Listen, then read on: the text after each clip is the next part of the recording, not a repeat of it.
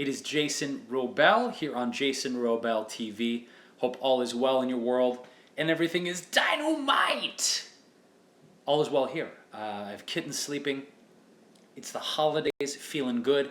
And for those of you who have come over from Facebook Live, welcome.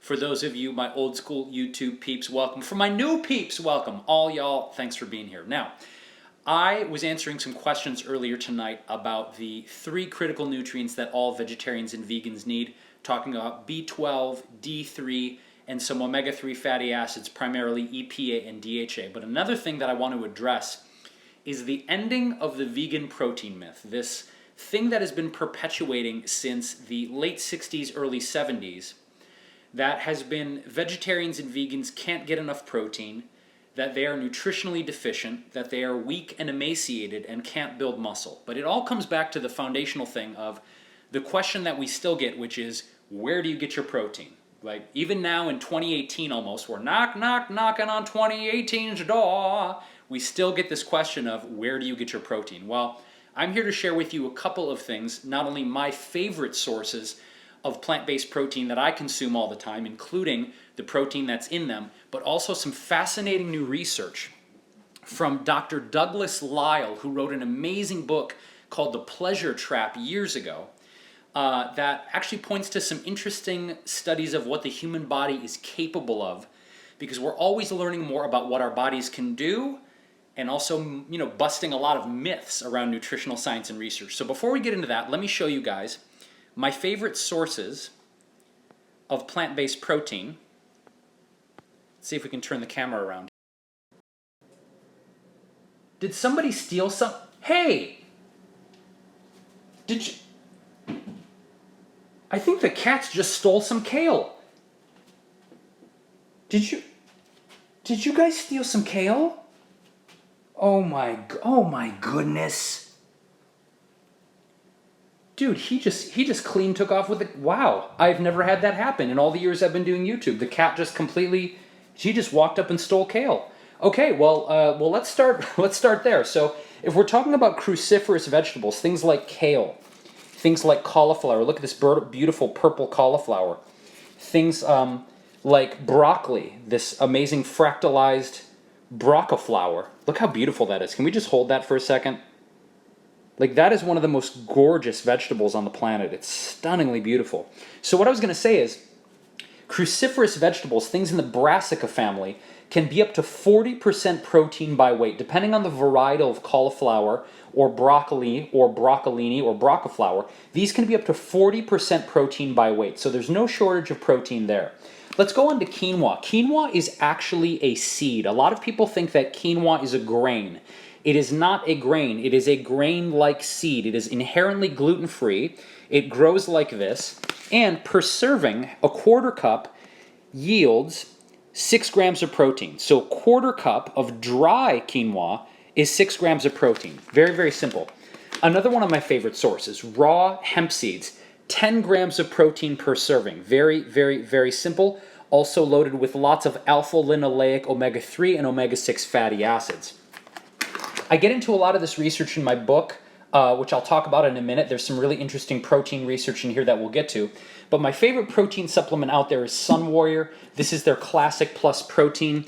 It has 0 grams of sugar and 22 grams of protein per serving. And then their Warrior Blend, which I also like, which has 3 grams of sugar and 21 grams of protein per serving. So both of these very, very high in protein, very easy to add to your smoothies. Huge fan of tempeh. Now, I don't eat a ton of soy products because I like to keep my phytoestrogen content pretty low. But when I do soy, it's always fermented soy. So this is made from soybean, rice, barley, and millet.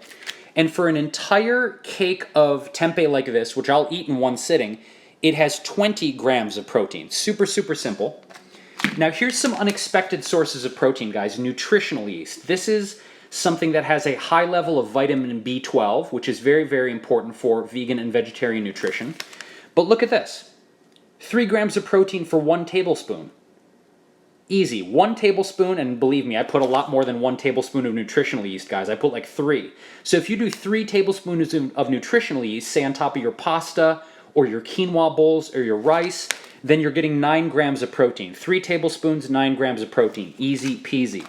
Another thing that I'm really loving right now, guys, is this unsweetened sunflower seed butter. What does this have? Tablespoon, 7 grams of protein. Very, very easy, guys. So we just had a question come in about what is the big deal about protein.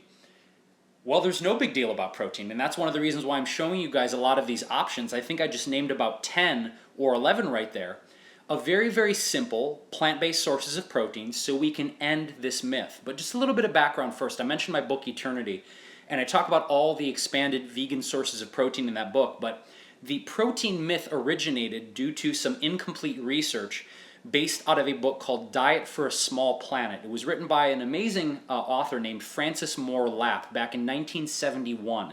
But she made the incorrect, based on the research then, scientific assessment that you needed to combine beans and rice to make a complete protein. And complete protein only means that it has all essential amino acids present. That's all it means. We know now that there are complete sources of protein in the plant-based world, and that it is not required that you always combine beans and rice to make a complete protein. So let me show you guys some interesting stuff really quick. I have a component in my book called Eating for More Muscle, and I address not only some more expanded options for getting more protein and muscle building nutrients in your body, but I talk about dispelling a lot of this research and getting to the new research that shows us that there is no shortage of protein in the plant-based diet. And if we look here, I'll show you guys really quick. I have a whole section on my top muscle building foods here, a list of foods that are good for building muscle, top muscle building nutrients, and new research around protein and intermittent fasting and human growth hormone. So there's a lot of research in here from the Virginia Medical School, a lot of Japanese studies talking about testosterone. So if you guys don't have my book yet, Chapter 8 is Eat for More Muscle. A lot of the research in here is very, very current. It talks about dispelling the myth here and gets into things like L-glutamine and some branched-chain amino acids that you need to build muscle and lift a lot of weight like that guy. He's straining really, really hard, but he's doing it. So if you guys want to pick up a copy of my book, it is on sale on Amazon.com right now. It's the lowest price of the year. It's only $11.11. I'll put the link in the comments so you guys can check this out. Very, very simple. $11.11. It's a 400-page book, and there are 154 fully plant-based recipes. The book is 99% gluten-free. Very simple, awesome, awesome recipes. But overall, what I want to share with you guys too is not only the ease of getting your nutritional needs met, specifically your protein content in a plant-based lifestyle, but there's some fascinating new research. I talked about this earlier on Facebook, and I hinted at it at the beginning of this live feed. Dr. Douglas Lisle, who wrote an amazing book called The Pleasure Trap. I was at the Remedy Food Conference a couple weeks ago in South Carolina, and he was dispelling this misnomer and this myth that there is a deficiency of protein in the vegan lifestyle. He has talked about some research that's coming out that shows that under certain fasting conditions and certain survival conditions, that the human body can actually manufacture its own protein. I'll say that again. Under certain conditions, the human body can actually manufacture its own protein. So what we're seeing is we're getting this whole thing flipped on our head, right? Which is, yes, you do need protein. But when's the last time you ever saw in Western society anyone with a protein deficiency? You never hear this on CNN. You never see it in your Facebook live feed. Nobody has protein deficiencies in the Western world. It's a non-existent thing. So it's fascinating to note not only the variety and the diversity of all these plant-based sources of complete protein, but the new research, check out Dr. Doug Lisle's work, that the human body under certain conditions can manufacture its own protein for shorter periods of time. That is fascinating, and it throws on its head what the human body is capable of doing in survival situations. So, my point is, my friends, it has never been easier to get adequate and bountiful amounts of protein on a plant-based lifestyle, and if need be, current research is showing that the human body can actually manufacture its own. Fascinating stuff, and I'm excited to see where that research heads. In the meantime, I'm going to put my link to my book Eaternity, which is on sale on Amazon.com right now. I'll put a link to Dr. Doug Lisle's work for you guys as well, so you can check that out. But again, here are my favorite sources of protein: hemp seeds, kale, cauliflower, braca flour, quinoa, sunflower seed butter, nutritional yeast, Warrior Blend, organic tempeh, Sunwarrior Classic Plus.